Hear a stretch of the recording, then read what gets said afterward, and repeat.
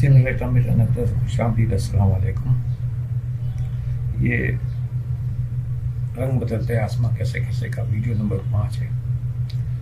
پچھلی ویڈیو میں اس کہانی کا خلاصہ میں پیش کرتا رہا ہوں سائنٹسٹ، اب اس کہانی کو مزید یہیں سے ہم بڑھا رہے ہیں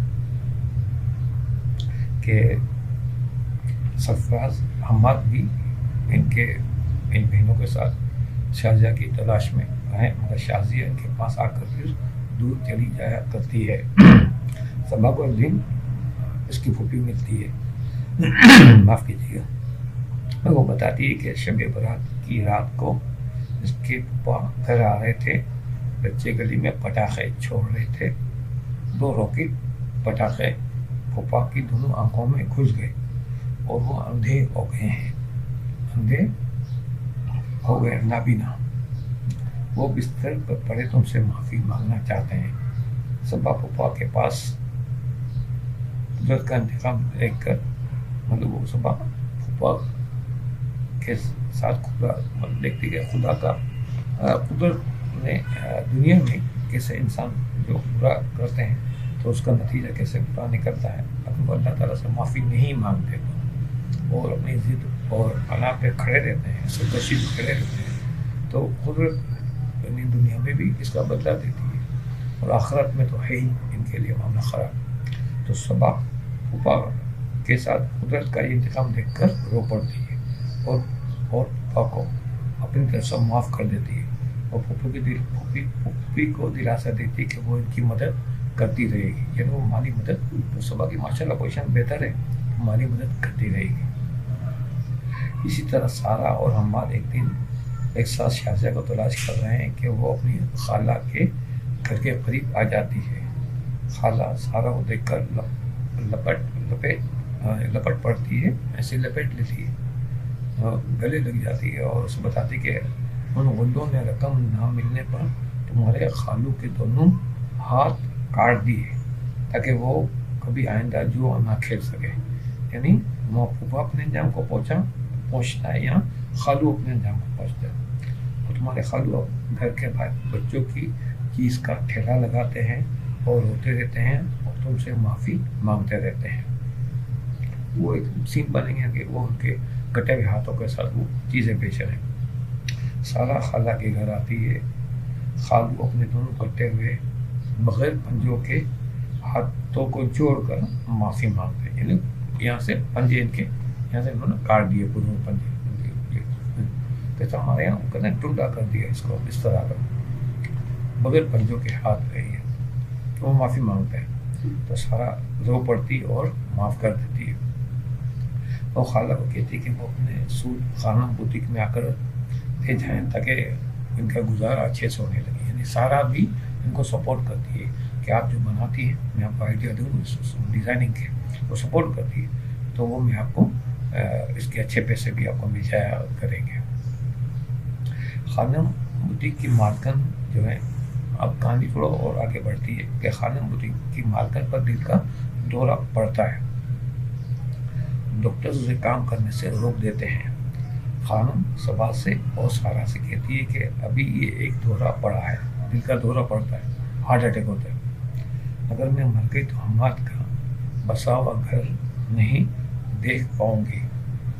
صبا اور سارا مجبور ہو کر شادی کے لیے راضی ہو جاتے ہیں۔ سارا دلہن بنی رخصت ہو کر کار میں حماد کے ساتھ جا رہی ہے، آگے ٹریفک سگنل پر کار رکتی ہے، شازیہ سارا سے بھیک مانگتی ہے۔ سارا تو شازیہ کو نہیں پہچانتی، مگر یہاں شازیہ سارا کو پہچان لیتی ہے۔ یہ اب تک کیا ہوتا کہ شازیہ کی نظر ان پہ نہیں پڑتی تھی، اور یہ تو کتنی گندی ہوتی تھی بھکاری ہولیے میں کہ انہیں سمجھ ہی نہیں آتی تھی، وہ پہچان ہی نہیں پاتے تھے، لیکن اب یہاں اس موڑ پہ جب ملانے کا وقت آ گیا ہے تو وہ جو شازیہ ہے وہ پہچان لیتی ہے سارا کو، اور وہ شازیہ کے وہ گاڑی تھوڑا آگے بڑھنے لگتی ہے، وہ پیچھے پیچھے بھاگتی ہے اور وہ شیشے پہ ہاتھ مارتی ہے اور چیختی ہے، سارا آپی سارا آپی، وہ آپی آپی کہتی ہے نا، سارا آپی سارا آپی۔ سارا ایک دم سے چونک کے देखती है शाहजहाँ की तरफ कि वो कार पे शीशे पे मार रही है اور آواز بھی دے رہی، تو ہلکی ہلکی آواز بھی اس کے کانوں تک پہنچتی ہے، تو وہ حماد کو کہتی ہے کار روک دے، وہ کار روک دیتی ہے، سارا کار دروازہ کھلتی ہے، اور اس کے ساتھ حماد سے کہتی ہے کہ صبا ابھی کو کال کر کے بلائے، قریب ہی ہے اس کا بنگلہ جہاں سے یہ نکلی ہے، ابھی وہ بھی نکلے ہیں یہ لوگ.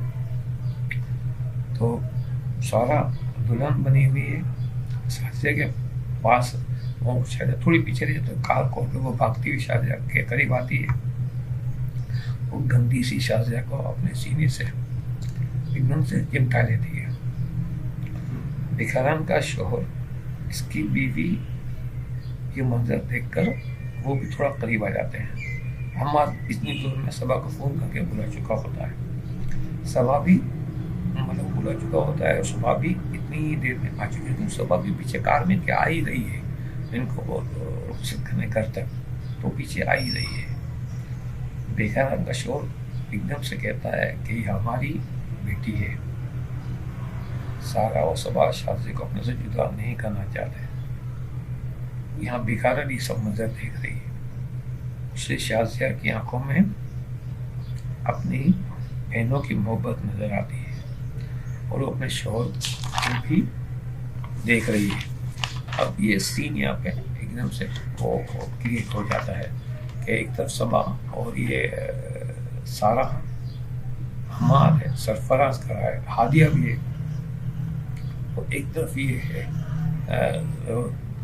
شاہجہاں جسے سارا نے اور صبا نے کھینچ رکھا ہے. تو بکھاری اس کا ہاتھ کھینچ لیتا ہے، کھینچ کے وہ پیچھے کرتا ہے، وہ کہتا ہے کہ میری بھی ہماری بیٹی ہے. اور بکھران دیکھ رہی ہے کہ وہ اپنی بہنوں کے لیے وہ تڑپ رہی ہے. شاہجہاں آپ ہی آپ ہی، سارا آپ ہی، اور صبا آپ ہی آؤ، وہ چیخ رہی ہے.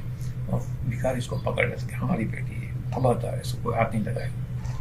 اور وہ دیکھ رہی ہے. یہاں پہ یہ سین تھوڑا سا وہ ہو جاتا ہے. تو ہم یہاں سین کو تھوڑا سا روکیں گے، اور انشاءاللہ اگلی ویڈیو میں یہیں سے اس کو ہم شروع کریں گے. تو امید ہے اگلی ویڈیو میں ہماری یہ سائنپسس جو ہے، یعنی خلاصہ کہانی کا ہے، وہ مکمل ہو جائے گا. تو اس کی بعد کی ویڈیو سے ہم ایپیسوڈ شروع کر دیں گے، جو 3 ایپیسوڈ میں نے لکھے رکھے ہیں. تو آپ سے بس گزارش ہے کہ اگر ابھی تک آپ نے میرا چینل سبسکرائب نہیں کیا تو چینل سبسکرائب کر لیں. ویڈیو اچھی لگے تو اسے لائک کریں، اور اس چینل کو شوبز سے متعلق جتنے لوگ ہیں اس تک اس کا تعارف ضرور پہنچائے.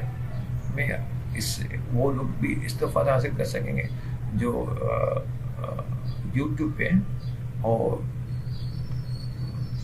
سوشل میڈیا پہ جو آپ شروع کر رہے ہیں کام، تو انہیں بھی اس سے استفادہ حاصل ہو جائے گا، انہیں بھی سمجھ آ جائے گی. میں نے اس میں کافی چیزیں لکھی ہیں سمجھانے کے لیے بھی، اور میری تقریباً 300 کے قریب یہ ویڈیو اب تک ہو چکی ہیں.